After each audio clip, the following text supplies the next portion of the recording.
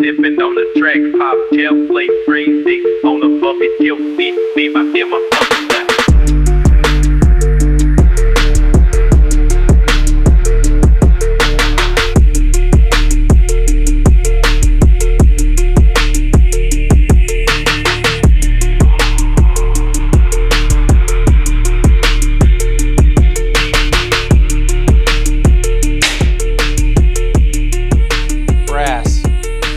hammer, so don't freak out. All right, so weekly update. John's back from vacation. Yay! We got lots of new things, new updates, more things, built a lot. As you can see, the laser table and press brake are going great. This is another fixture table. It's the same as our other three that are all paired together. We had to have one more to extend the back of it, so that's where this basically will be where the fuel cell will sit, or not fuel cell, but fuel cell tubes. The back half of the truck will sit back here. I got a fixture to pick up all the tubes on here. Just popping this thing together. Got a few more little clamps to put around this thing. We'll weld out the slots. Put this over there. I already got 2 more legs. Then we can do our other structure. But this took a long time to laser and clean. This is, what did we say? 768 holes in one plate. So 763/8 holes, not counting the slots. Lot of cutting on this one. And this is, it's got a total of 10 internal ribs. So 5 going one way, 5 going the other way, and then the outside plates. Big giant square box. Very hard to bend these. Plan is with these, I'm pretty confident that we'll get this thing really flat. One day I would probably like to take this and the other tables over to our local town guys called Laren, and actually got bought out, so I don't remember what their name is now. Is it still Laren? Yeah. Take it over to Laren. They have a blancher, so we could get this all blanched if we wanted. That way I could have the perfect surface. But this table is just about done. Now let's go over, we'll start, I guess we'll do like a loop around.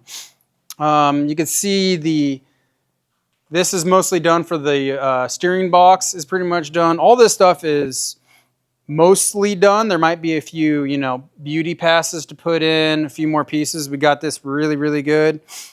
This is still tacked together. We'll probably start getting ready to weld this section out. I just want to get some of the cage tubes in where they're going to go, and as an extra support, we'll get all that in, and then we can make these welds, because the last thing I want to do is make the welds where it ties into here and it start trying to bow up. We'll get tubes on that. We are done with all the tubes. We just we're processing for getting ready to cut. I'll be starting tubes here very soon. I'm just waiting for material. And then more fixtures. This is the laser cut tubes here that are for the fixture. These long ones run from front to back. Here's the support legs, tons of holes here. There'll be plate work that goes across. That's going to locate a bunch of our tubes. I'm probably going to make more fixtures. The more that you have, the better it is, in my opinion. It takes longer to work around, but it ensures a lot more accuracy. Here is the lower A-arm fixture. We just got this thing done. It's got the uniball cups in here, everything like that with our brass slugs. The A-arms are all cut and bent, the lower arms. The upper arms are done. Lowers are cut, ready to go. We've got, this is mostly all fixtures. All this stuff. Fixture plates. This is stuff that's going to hold our tubes. So, as you can see, tube. Look at that. Trailing arm bungs. These things are gigantic. Big stuff. Spacers everywhere. We got stuff stacked everywhere right now. As you notice, the table is facing a different direction. We turned it sideways this way. That way we could add the extension in on the side and have enough room. Still can come in here with a forklift, get it off. We'll probably put it on the rotisserie at some point once we get the cage structure started going. Over here we have swing steer brackets. So there's a whole bunch of swing steers. These are all done. We had to machine these ends. And obviously you can see we just have an enormous amount of aluminum spacers. These are done. They're just basically needing the Delrin bushings or whatever we decide to run. This is just got these done. Still a little warm. This is the rear shock tower for the back. And then it will have a bunch of tubes that land onto this thing. Everything like that. Here's this big dog is, whoa, this is our upright. Now, I don't know if I've mentioned this before, but this truck is actually designed to run a 42-inch tire. Yeah. Not gonna run a 42-inch because I don't think our fiberglass would like that too much, because it was designed around a 40. But if we ever wanted to, we could run 42s. This is our upright here. That is a 1-inch thick snout block. 4130, insanely beefy. This thing is heavy, but it is very strong. Very happy with that one. We've got more parts over here. This is what I would call the front shock tower support, essentially. This is just this will be where it goes to the front. So land on the bottom of the Y-frame, come up, come over. You see a tube lands here, tube lands here, tube lands here. And there'll be a box section, and it comes to another section in the front. And that's where our CNC billet piece will be, 4130. And the shock tower brace would come up here. These are all bent, getting ready to weld. There's some fun brakes to make on these. I really like that new press brake. Life is so much easier, especially for something like this. Trailing arms are pretty much mostly cut. I ran out of material. I have some more just showed up today. More fixtures. This is the lower A arm. Yeah, there is 1, 2, 3, 4, 5, 6, 7, 8, 7 or 8 bends in this. That was fun. Talk about some tooling change. Got it. Very, very happy. It's coming out awesome.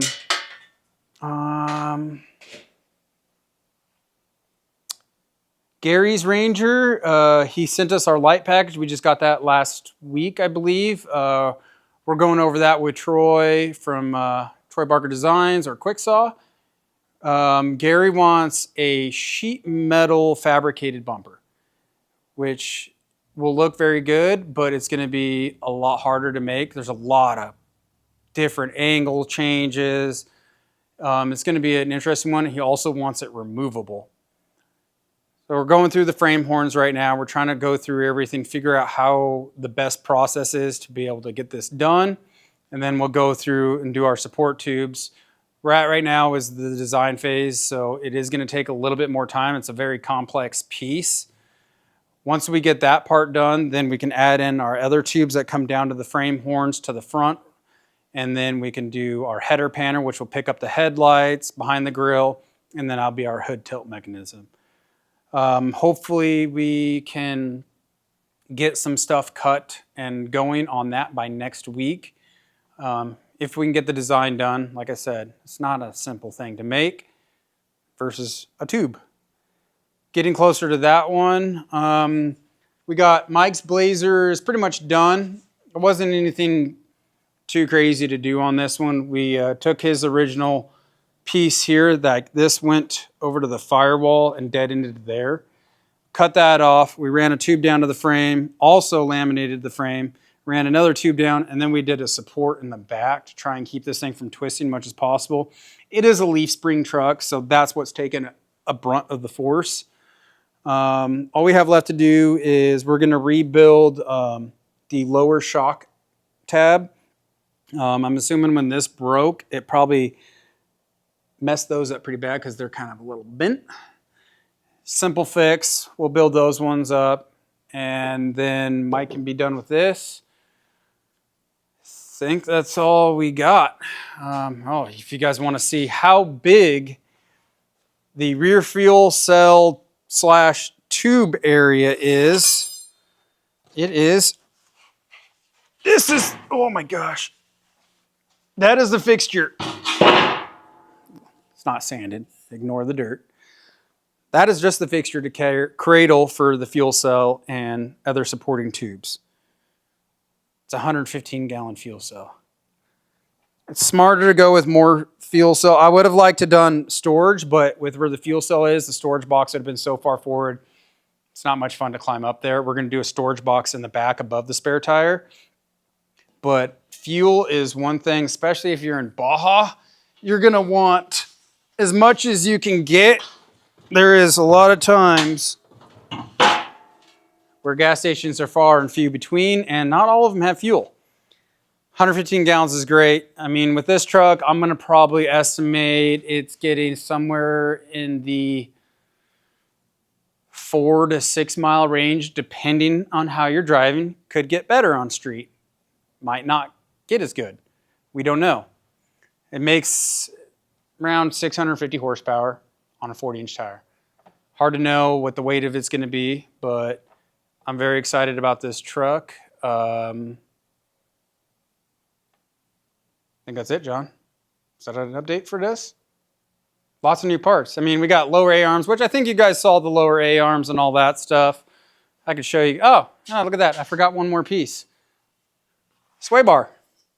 This truck is actually designed like most other high-quality race trucks. It runs a front sway bar and a rear. Talking about being able to corner. Yeah, now you can. Here's our front sway bar mount. This is one done. This one is welded and done. We're waiting to build the other one until I actually have the sway bar here, because I do not want to rely off of the fact of somebody putting the splines in time from side to side. Once we get the sway bar here, we'll build out the other one, make sure it is perfectly in time, because nothing's going to bug me more if I got one little heim joint that's a little bit longer than the other. I like things to be symmetrical. Shop cat's holding the table down. Psst, psst. Meow. Alrighty, guys. We will see you guys next week for more of an update. Wait, are you going on vacation again, John, next week? 2 weeks. John's going on vacation in 2 weeks. Where are we going this time? Cabo. John's an asshole.